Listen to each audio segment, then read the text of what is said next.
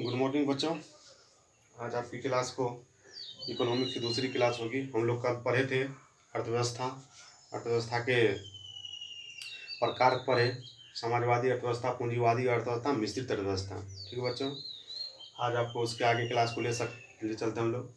लेकिन आज पूरे क्लास को अच्छे से देखिएगा, आपको एक से एक अच्छे रोचक तथ्य देंगे, ऐसे ऐसे तथ्य बताएंगे जिसके बारे में वो जो बाबा है, कौन, गूगल बाबा, वो भी उसके कंसेप्ट नहीं दे सकते। तो ध्यान से देखिए उस क्लास को, हर चीज़ गूगल पर उपलब्ध नहीं है। अर्थव्यवस्था की संरचना या ढांचा, इसको तीन भाग में बांटा गया। अर्थव्यवस्था की संरचना या ढांचा को तीन भाग में। प्राथमिक क्षेत्र, प्राथमिक क्षेत्र को ही बोला जाता है कृषि क्षेत्र। ठीक। दूसरा है द्वितीयक क्षेत्र, द्वितीयक क्षेत्र को कहा जाता है औद्योगिक क्षेत्र। तीसरा है तृतीयक क्षेत्र, तृतीयक क्षेत्र को कहा जाता है सेवा क्षेत्र। हर का दो नाम है। प्राथमिक क्षेत्र क्या होता है बच्चों, इसको समझिए। प्राथमिक क्षेत्र होता है, इसके अंतर्गत वैसे आर्थिक गतिविधि यानी कि आर्थिक क्रियाकलाप को शामिल किया जाता है जो चीज हमें सीधा प्रकृति से प्राप्त हो जाती है, जो चीज हमको सीधा प्रकृति से प्राप्त हो जाती है उसको रखा जाता है प्राथमिक क्षेत्र के अंतर्गत। जैसे हो गया कृषि, खनन, वानिकी, मत्स्य पालन, पशुपालन, ये सारा चीज प्राकृतिक से हम लोग को प्राप्त होते हैं, जिसको रखते हैं प्राथमिक क्षेत्र के अंतर्गत। समझिए, जैसे बारी बारी से हम लोग समझते कृषि। कृषि क्या है? कृषि प्रकृति से हम लोग को प्राप्त होता है। गेहूं, चावल, मक्का, ये जो भी होता है प्रकृति से सीधा प्राप्त हो जाता है, कृषि को रखा गया। खनन, खनन मतलब क्या? जो कोई खाद्यान्न है तो खाद्यान्न से कोयला की प्राप्ति कर लिए, कच्चे तेल की प्राप्ति कर लिए, तो किसके अंतर्गत आ जाएगा बच्चों? खनन के अंतर्गत। एक होता है उत्खनन, एक खनन है, एक उत्खनन है, दोनों अलग अलग चीजें होती है। खनन मतलब हुआ कि खाद्यान्न से कोयला या कच्चे तेल को प्राप्त कर लिए तो उत्खनन, और खनन कहेंगे उसको। लेकिन मान लिए कोई खाद्यान्न से कोई पदार्थ प्राप्त किए और उस पदार्थ को शुद्धिकरण करके कुछ और नया पदार्थ प्राप्त कर लिए तो वो हो जाता है उत्खनन। जैसे मान लिए कोई खाद्यान्न से कुछ ऐसे चट्टान से कुछ ऐसे खनिज प्राप्त किए और उस खनिज को संशोधित करके सोना प्राप्त कर लिए, तो हो गया क्या? उत्खनन हो गया। जैसे मान लिए कच्चा तेल प्राप्त किया, कच्चा तेल से क्या किया? उसको परभारी आसवन विधि के द्वारा पेट्रोल, डीजल, किरोसिन, पराफिन, मोम आदि प्राप्त कर लिए, तो उत्खनन हो गया उस तरह से। इसके अंदर कृषि, खनन, वानिकी। वानिकी मतलब हो गया कि मान लीजिए वन हो गया, वन से संबंधित। वन भी क्या है? प्रकृति संसाधन, जंगल प्रकृति संसाधन है, उससे हम लोग को क्या प्राप्ति होती है? उससे हम लोग को लकड़ी की प्राप्ति होती है, फल की प्राप्ति होती है, और उसके बाद आपको जलावन की प्राप्ति होती है, तो वो भी है वानिकी, भी प्राकृतिक प्राथमिक क्षेत्र के अंतर्गत बन जाएगा। मत्स्य पालन, मत्स्य पालन में मछली पालना, मछली भी एक प्राकृतिक तौर से हम लोग को उपलब्ध हो जाता है। पशुपालन, पशुपालन जो मवेशी हम लोग पालते हैं वो भी प्रकृति का ही देन है, जिसको रखा गया किसमें? प्राथमिक क्षेत्र के अंतर्गत। पशुपालन से संबंधित एक आपको रोचक तत्व हम ये बता देते हैं बच्चों आपको। पशुपालन से क्या हुआ, अगर ये कहा जाए कि भारत एक कृषि प्रधान देश है तो वास्तव में कृषि प्रधान देश है। और पूरे विश्व में सबसे ज्यादा मवेशी कहाँ पाला जाता है? तो वो एकमात्र देश है, कौन? भारत। पूरे विश्व में सबसे ज्यादा मवेशी का पालन भारत में होता है। और जिस कारण क्या होता है कि ग्लोबल वार्मिंग की घटना बढ़ रहा है, वैश्विक तापमान बढ़ रहा है वायुमंडल का, जिस कारण क्या हुआ, अंतर्राष्ट्रीय न्यायालय क्या किया? अंतर्राष्ट्रीय न्यायालय जिसका मुख्यालय नीदरलैंड के हेग में है, अंतर्राष्ट्रीय न्यायालय क्या किया कि भारत पर फाइन बोला लगा। सभी उसके देश के जो भी सदस्य देश थे वो सबका बैठक हो, उसमें बोला कि भारत पर फाइन लगाया जाए। तो भारत पूछा ऐसा क्यों, क्यों हम पर फाइन लगाया जाए? तो कारण ये था कि भारत में सबसे ज्यादा मवेशी का पालन होता है, मवेशी सबसे ज्यादा है तो गोबर सबसे ज्यादा कहाँ होगा? भारत में ही। तो वो गोबर में क्या होता था, उस गोबर में मेथेन गैस की मात्रा ज्यादा साबित होती थी। गोबर में सबसे ज्यादा कौन गैस की मात्रा? मेथेन गैस की मात्रा। और मेथेन गैस की मात्रा जैसे वायुमंडल में बढ़ेगा तो वैश्विक तापमान की घटना बढ़ेगा, यानी कि वायुमंडल गर्म होते जाएगा। इसलिए बोला कि भारत पर इस तरह का फाइन लगाया जाए, क्योंकि वो जो है वायुमंडल वैश्विक तापमान की घटना को बढ़ा रहा है। लेकिन इसके प्रति भारत भी जवाब दिया, भारत भी जवाब दिया। जवाब क्या दिया? बोला पशुपालन जो है ना, आज से हम लोग पशु नहीं पाल रहे, पशुपालन हमारे पूर्वज से ही पालते आ रहे हैं। ठीक ना, हमारे बाप दादा जो पूर्वज थे वो भी पालते आ रहे, वो प्रकृति का दिया हुआ देन है, उसके प्रति हम किसी प्रकार का हस्तक्षेप नहीं कर सकते। जब इस पशुपालन को नष्ट कर देंगे तो इसके साथ साथ बहुत चीज नष्ट हो जाएगा। इसीलिए अंतर्राष्ट्रीय न्यायालय इस चीज को वापस ले लिया फाइन लगाने से, क्योंकि ये तो हमारे हाथ में नहीं ना है, प्रकृति का देन है। प्रकृति के देन, इसको बढ़ावा देने के लिए तो हम लोग क्या करते हैं, चिड़ियाघर बनवा लिए, ताकि जो हमारे विभिन्न तरह का जीव जंतु है वो सुरक्षित रहे। तो फिर आप इस पर कैसे प्रतिबंध लगवा रहे हैं? ठीक, इसलिए वो अपने कदम को पीछे कर लिए। एक चर्चा और कर दे आपको हम कि पशुपालन, जैसे मान लीजिए गाय के गोबर से मान लीजिए किसी तरह का धार्मिक कार्य करते हैं हम लोग, पूजा पाठ करते हैं, तो गाय के गोबर से कहा जाता है पोताई करना चाहिए। ऐसा क्यों? इसलिए कहा जाता है, इसका वैज्ञानिक कारण ये है कि गाय के गोबर में मेथेन गैस रहता है जो एक जहरीली गैस है। जैसे ही उस गाय के गोबर से पोताई किया जाता है जिस क्षेत्र में, तो वहां के आसपास के जीवाणु विषाणु नष्ट हो जाता है। कारण ये है वैज्ञानिक कारण गाय के गोबर का पोताई, लेकिन धार्मिक कारण उसको धार्मिक हिसाब से लोग सोचते हैं। एक चर्चा और कर लूँ मैं, जब मेथेन गैस का चर्चा हुआ तो मेथेन गैस का एक नाम होता है मार्क गैस, इसी को पंख गैस भी बोलते हैं। ठीक, तो मवेशी जो जुगाली करता है, तो जुगाली करने के बाद उसके दोनों तरफ देखिएगा फैन आ जाता है, वहां से भी मेथेन गैस स्रावित होता है। साथ साथ जो दलदली वाले स्थान होते हैं ना, दलदली जैसे कीचड़, धान रोपने के लिए लोग कीचड़ तैयार करते हैं, तो वहां से भी मेथेन गैस स्रावित होते हैं। कभी कभी ऐसा भी देखने के लिए मिलता होगा कि मान लीजिए कोई व्यक्ति गया धान के काटने के लिए, मान लीजिए वो दलदल जमीन है और धान की कटाई कर रहे हैं, तो हो सकता है वो बेहोश हो जाते हैं, बेहोश होकर के गिर जाते हैं। तो जब बेहोश हो जाते हैं तो लोग को समझ में ये आता है कि लगता है उसको दांती लग गया है, दांती लग गया, बेहोशी आ गया, दांती लग गया, या नहीं तो लोग सोचता है कि उसको भूत लग गया है। ठीक, लेकिन वास्तव में ये घटना नहीं घटता है, वहाँ वहाँ इसलिए होता है वो बेहोश होकर के गिर जाता है। उसके पीछे रीजन क्या है बच्चों? मेन रीजन ये है कि वो दलदली वाली जगह से क्या होता है, मेथेन गैस स्रावित होता है। वो मेथेन गैस जैसे ही स्रावित होता है उसके नाक के द्वारा शरीर के अंदर जाता है, जिस कारण उसको बेहोशी आ जाता है। तो वैज्ञानिक कारण ये है वहाँ इसका। ठीक है ना बच्चों? चलिए द्वितीय क्षेत्र में आते हैं। द्वितीय क्षेत्र, इसके अंतर्गत वैसी आर्थिक गतिविधि को शामिल किया जाता है जिसमें प्राथमिक क्षेत्र के उत्पाद को कच्चे माल के रूप में उपयोग किया जाता है। यानी कि द्वितीय क्षेत्र में उसको शामिल करेंगे जिसको बढ़ावा देने के लिए प्राथमिक क्षेत्र के उत्पाद पर निर्भर रहना पड़ता है। इस पर प्राथमिक क्षेत्र, तो इसलिए द्वितीय क्षेत्र तब ही चल पाएगा जब प्राथमिक क्षेत्र रहेगा तब। इसलिए प्राथमिक क्षेत्र की आवश्यकता पड़ जाती है द्वितीय क्षेत्र में। जैसे हम बोलेंगे उद्योग धंधा लगाएंगे, विद्युत आपूर्ति, गैस आपूर्ति, जल आपूर्ति, तो जब तक हम प्राथमिक क्षेत्र के संसाधन का प्रयोग नहीं कर पाएंगे तब तक द्वितीय क्षेत्र का वस्तु को उत्पादित नहीं कर सकते हैं। यानी कहने का मतलब हुआ कि इसके अंतर्गत ऐसे आर्थिक गतिविधि को शामिल किया जाता है जिसमें प्राथमिक क्षेत्र के उत्पादन को कच्चे माल के रूप में प्रयोग किया जाता है। जैसे मान लीजिए उद्योग धंधा, तो उद्योग धंधा जैसे एक साधारण तो छोटा उद्योग का हम चर्चा करते हैं। छोटा उद्योग जैसे मान लीजिए गाँव घर में लघु उद्योग लगाते हैं लोग, लघु उद्योग के तौर पर मान लीजिए चाक का प्रयोग करते हैं। ठीक, चाक का प्रयोग करते देखते होंगे, मिट्टी के बर्तन बनाते हैं, मिट्टी के बर्तन, खपरा, ये सारा वस्तु को बनाया जाता है। तो एक छोटा वो उद्योग लगाए हुए, तो उसमें किस चीज़ की आवश्यकता पड़ी? कच्चा माल की मिट्टी की आवश्यकता पड़ी, जो एक प्राथमिक संसाधन, जो प्राकृतिक संसाधन है, जो प्राथमिक क्षेत्र से प्राप्त होता है। साथ साथ एक बात और बता दूं, जब यहाँ हम लोग चर्चा किए खपरा के बारे में, तो खपरा के बारे में भी एक रोचक कहानी है, बड़ा रोचक कहानी है बच्चों।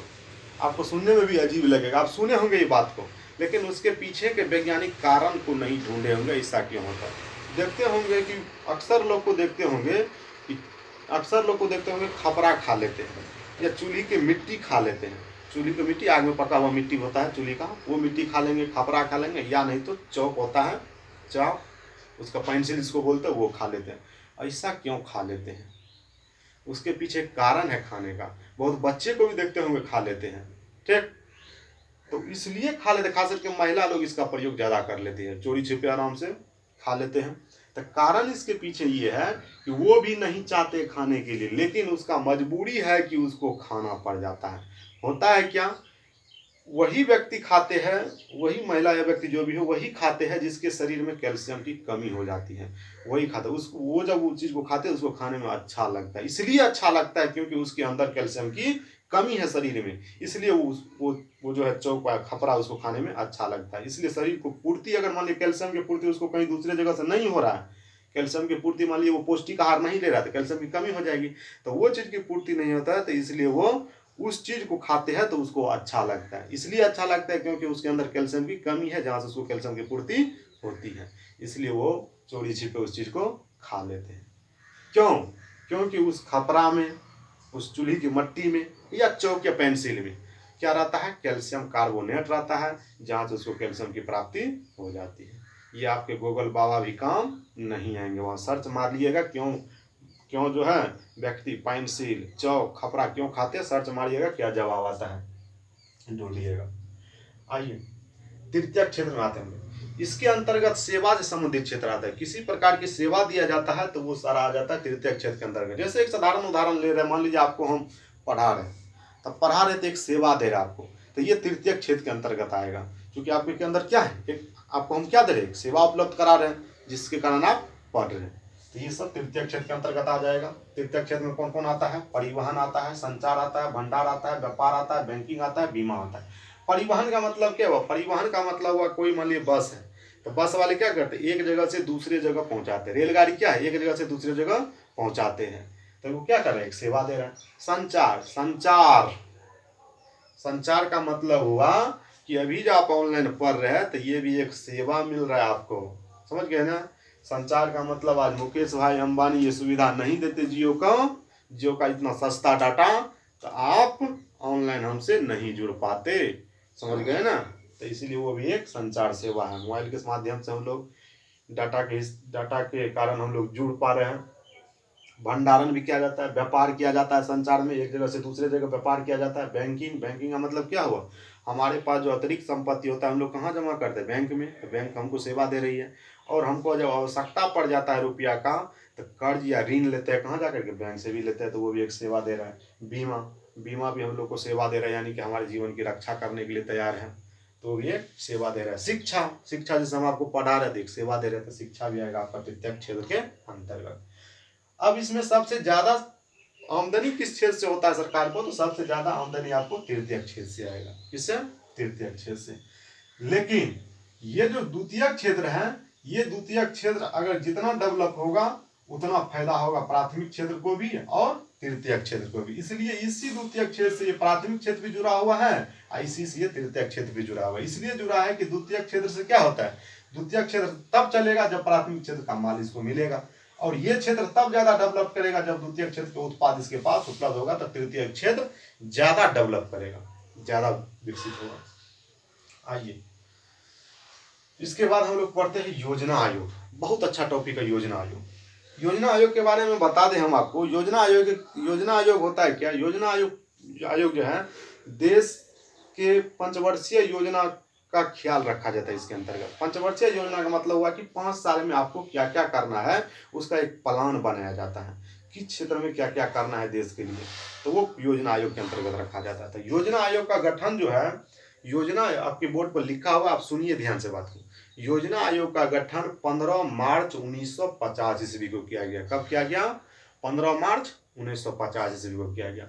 और योजना आयोग के जो उसमें कौन भाग लेंगे, तो बोला इसमें जो है केवल केंद्र सरकार की हिस्सेदारी रहेगी, राज्य सरकार को इससे कोई मतलब नहीं है, राज्य सरकार को नहीं पूछा जाएगा। केवल केंद्र सरकार जो है योजना बनाने के लिए सिर्फ अपनी भूमिका इसमें रखे, तो अपनी भूमिका रख करके योजना बना लिए, और योजना तो बना लिए, साथ साथ बोला इसका अध्यक्ष कौन होगा, तो एक अध्यक्ष होना चाहिए। तो योजना आयोग के अध्यक्ष के तौर पर रखा गया उस व्यक्ति को जो भारत के प्रधानमंत्री होंगे, बोले वही रहेंगे योजना आयोग के अध्यक्ष। तो इसका मतलब अगर ये बात कहा जाए कि योजना आयोग के प्रथम अध्यक्ष कौन होंगे, तो योजना आयोग के प्रथम अध्यक्ष वही होंगे जो भारत के प्रथम प्रधानमंत्री होंगे। तो भारत के प्रथम प्रधानमंत्री कौन है, पंडित जवाहरलाल नेहरू। इसका मतलब योजना आयोग के प्रथम अध्यक्ष कौन थे, पंडित जवाहरलाल नेहरू। अगर ये क्वेश्चन पूछा जाए कि योजना आयोग के प्रथम महिला अध्यक्ष कौन, तो योजना आयोग के प्रथम महिला प्रधानमंत्री श्रीमती इंदिरा गांधी। तो योजना आयोग के प्रथम महिला अध्यक्ष इंदिरा गांधी। जिस समय योजना आयोग का गठन हुआ तो उस समय एक अध्यक्ष और एक उपाध्यक्ष पद का भी सृजन किया गया। तो अध्यक्ष तो हो गया भारत के प्रधानमंत्री बोला होगा, पंडित जवाहरलाल नेहरू को बनाया गया पहला अध्यक्ष, लेकिन बोला उपाध्यक्ष किसको बनाया जाए, तो उपाध्यक्ष का भी पद लाया, उपाध्यक्ष बनाया गया। प्रथम अगर पूछेगा कि योजना आयोग के प्रथम उपाध्यक्ष कौन थे, तो गुलजारी लाल नंदा को बनाया गया। किसको, गुलजारी लाल नंदा को। लेकिन ये तो मान लीजिए योजना आयोग आया तो केवल केंद्र सरकार सोच करके अपना योजना बना ली, किसी राज्य सरकार को पूछा नहीं। तो जितना भी राज्य सरकार थे ना, सबके मन में असंतुष्ट का भाव पैदा हो गया, सब इस चीज से असंतुष्ट हो गए। तो इस चीज से असंतुष्ट इसलिए हुए कि मान लीजिए केंद्र सरकार अपना योजना बना लिए, सिर्फ अपना हिसाब से काम कर लिए, हम लोग को नहीं पूछे। हम लोग भी तो राज्य के मुख्यमंत्री हैं, मालिक है, तो हम लोग को भी पूछना चाहिए, लेकिन उसको नहीं पूछे तो वो असंतुष्ट चलने लगे सभी राज्य के मुख्यमंत्री। तो उसको संतुष्ट करने के लिए क्या किया, एक और योजना लाया। उसके लिए उसको संतुष्ट करने के लिए क्या क्या राष्ट्रीय विकास परिषद का गठन किया गया। और उस राष्ट्रीय विकास परिषद का गठन किया गया कब? 6 अगस्त 1952 ईस्वी को राष्ट्रीय विकास परिषद का गठन किया गया। इसमें जो है इसमें मुख्य भूमिका में रहा भारत के प्रधानमंत्री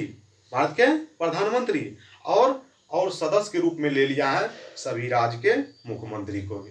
तो सबको अब खुश कर दिया। ठीक, एक बात और समझिए बच्चों, इतना बात हम लोग समझे। योजना आयोग तो चला, लेकिन हुआ क्या? 1 जनवरी 2015 ईस्वी को 1 जनवरी 2015 ईस्वी को योजना आयोग का नाम बदल करके नीति आयोग कर दिया गया। कौन आयोग? नीति आयोग कर दिया। लिखे हैं नीति आयोग। 1 जनवरी 2015 को योजना आयोग का नाम बदल करके नीति आयोग कर दिया। क्यों किया? इसके पीछे कारण हम देंगे। और ये समझ लेते हैं कि क्या नाम रखा है? नीति आयोग। नीति आयोग का फुल फॉर्म होता है national institution for transforming India. Full form लिखा हुआ आपके बोर्ड पर। अगर नीति आयोग किया गया तो वहां भी अध्यक्ष बनाया जाना चाहिए, उपाध्यक्ष बनाना चाहिए। तो अगर कहा जाए कि नीति आयोग के प्रथम अध्यक्ष कौन थे, तो नीति आयोग का गठन जब 1 जनवरी 2015 ईस्वी को किया गया तो उस समय भारत के प्रधानमंत्री कौन थे? उस समय भारत के प्रधानमंत्री वही जो बोलते हैं भाई एवं बहनों मित्रों, श्री दामोदर दास नरेंद्र मोदी। तो इसलिए 1 जनवरी 2015 ईस्वी को योजना आयोग का नाम बदल करके नीति आयोग रखा गया। और नीति आयोग का पूछेगा प्रथम अध्यक्ष तो नरेंद्र दामोदर दास मोदी। नीति आयोग का प्रथम उपाध्यक्ष बनाया गया अरविंद पनगरिया को। किसको? अरविंद पनगरिया को। अगर ये भी कहा जाए कि वर्तमान में नीति आयोग के अध्यक्ष कौन है, तो वही नरेंद्र मोदी है, क्योंकि प्रधानमंत्री तभी वही है। अब समझिए दोनों में अंतर क्या है बच्चों, योजना आयोग और नीति आयोग में। योजना आयोग में क्या होता था? केंद्र सरकार अपने में सोच विचार कर लेते थे क्या योजना लाना है नहीं लाना है, क्षेत्र में नहीं देखते कि किस चीज की कमी है और वहां से योजना चला देते थे। अब किस राज्य में किस चीज की कमी है इस चीज को देखते नहीं थे। किस राज्य के किस जिले में किस गांव में किस चीज की आवश्यकता पड़ेगी इस चीज को नहीं देखते थे, वहां से योजना चला देते थे, जिस कारण सभी क्षेत्र का विकास अच्छे से नहीं हो पाते थे। अब क्या किया? जब नीति आयोग लाया तो उसको उलट दिया। तो नीति आयोग में बोला क्या किस क्षेत्र में किस चीज की कमी है उस चीज को पहले उपलब्ध कराया जाए। उस चीज की डिमांड क्या है उस क्षेत्र में क्या क्या कमी है, वहाँ बिजली उपलब्ध है कि नहीं है, अस्पताल है कि नहीं है, शिक्षा की व्यवस्था क्या है, पहले वो डाटा लाइए, उस हिसाब से हम लोग काम करेंगे। पहले क्या होता था? केंद्र से जारी कर देते थे। अब बोला नहीं, पहले ग्रामीण क्षेत्र के क्या स्थिति है वहां से डाटा को उपलब्ध करा करके यहाँ लाइए और देखेंगे कि कहाँ का विकास अच्छा हुआ है, कहाँ विकास। जैसे शिक्षा के बारे में हम बोलेंगे, जैसे केरल का चर्चा करेंगे तो केरल में शिक्षा ज्यादा डेवलपमेंट है, वहाँ लगभग 96% लोग शिक्षित है। बिहार की चर्चा करेंगे तो सबसे कम साक्षर बिहार में है। तो इसका मतलब शिक्षा के क्षेत्र में तो केंद्र सरकार को ज्यादा खर्च करना चाहिए बिहार के प्रति। क्यों? क्योंकि शिक्षा के क्षेत्र में बिहार पिछड़ा हुआ है, इसलिए इसके प्रति ज्यादा खर्चा करना चाहिए। तो इसलिए बोला कि क्षेत्र में देखा जाएगा किस चीज की कमी है, उस क्षेत्र के हिसाब से यहाँ से धन आवंटित किया जाएगा, उस क्षेत्र पर ज्यादा जोर दिया जाएगा। तो इसीलिए इसको बदल करके नीति आयोग किया गया। समझे बच्चों? और कुछ कारण है। पहले क्या था? योजना आयोग बना था तो केवल केंद्र सरकार और केंद्र के भी जो व्यक्ति थे वो हिस्सेदारी लेते थे। जब नीति आयोग बदला गया तो इसमें कौन कौन हिस्सेदारी लिया? केंद्र सरकार के अंदर इसमें कौन कौन सदस्य रहेंगे? तो प्रधानमंत्री मुख्य भूमिका निभाएंगे। उसके बाद सभी राज्य के मुख्यमंत्री भी भाग लिया नीति आयोग में। प्रधानमंत्री, मुख्यमंत्री और सभी राज्य के मुख्यमंत्री के साथ साथ केंद्र शासित प्रदेश जहाँ जहाँ भी है वहाँ के राज्यपाल या प्रशासक का भी भूमिका लिया गया इसमें। यानी कि सभी को पूछताछ किया गया, तब ना पता चलेगा कि किस क्षेत्र का विकास है कि नहीं हुआ। तो यही फायदा हुआ इसमें। ठीक है ना? नाम बदलने का पीछे यही कारण था। ठीक बच्चों? तो आपको एक सूचना दे दूं, जो भी बच्चे इच्छुक है, हमारे संस्थान के अलावा भी बहुत ऐसे बच्चे हैं जो हमारे से पढ़ रहे हैं, वो भी हमारे ही बच्चे हैं। G2 क्लासेज और अध्ययन क्लासेज नया बाजार सहरसा, अगर आप इस संस्थान में जुड़ना चाहते हैं तो आपके लिए नंबर डाला गया है। ये पहला नंबर मेरा है, उसके बाद अजीत जी के नंबर है, साथ साथ ये अजय सर के नंबर है, ये आपके रंजीत सर के सोशल साइंस पर आते हैं। ये गजब के इंसान है भाई, एकदम गजब इंसान है ये। अगर इससे मुलाकात हो जाएगा आपको पता चलेगा कि ये कैसा इंसान है। ठीक, गजब का कला है इसके अंदर, एकदम जबरदस्त कला इसके अंदर कूट कूट के भरा हुआ है। ठीक, साथ साथ एक बात और बता दूं कि आप से और आपके गार्जियन से अनुरोध ये करूंगा कि आप एक बच्चे को दें, और एक बच्चे को आपको एक अच्छे नागरिक बना करके हमारे संस्थान की तरफ से दिया जाएगा। आपको किताबी नॉलेज के साथ साथ व्यवहारिक और संस्कारिक ज्ञान भी दिया जाएगा बच्चों, ठीक ना। तो आपसे और आपके गार्जियन से अनुरोध करते हैं कि आप अपने बच्चे को एक ऐसे स्वच्छ संस्थान में दीजिए जो ईमानदारी से आपको पढ़ाए, ठीक। चलिए इतना रखिए। आपके लिए कुछ क्वेश्चन हम छोड़ रहे हैं, साइंस का क्वेश्चन, जो बच्चों को हमारे बच्चे जानते हैं, हमारे बच्चे को पढ़ाते हैं उस तरह से ग्रामीण परिवेश से जोड़ करके। देखते होंगे, एक क्वेश्चन आपके लिए छोड़ रहे हैं। देखते होंगे अगर कोई व्यक्ति जाते हैं तुलसी के पत्ता तोड़ने के लिए, इसका तुलसी का पत्ता तोड़ने के लिए जाते हैं, तो बड़े बुजुर्ग कहते हैं, बड़े बुजुर्ग कह गए कि जब जाइए तुलसी का पत्ता तोड़ने के लिए अगर कोई जाते हैं आप, तो घर के जो बड़े बुजुर्ग है वो बोलते हैं जाके वहाँ चुटकी बजाना, चुटकी बजा के तब तोड़ना। ऐसा क्यों कहते हैं, इसका कारण आप हमको कमेंट में लिखिएगा। इसका वैज्ञानिक कारण है क्यों कहते हैं, इसका कारण आप ढूंढ करके लिखिएगा, ठीक। आपके लिए क्वेश्चन छोड़ रहे हैं, ठीक बच्चों। आज इतना ही रखते हैं। थैंक यू बच्चों।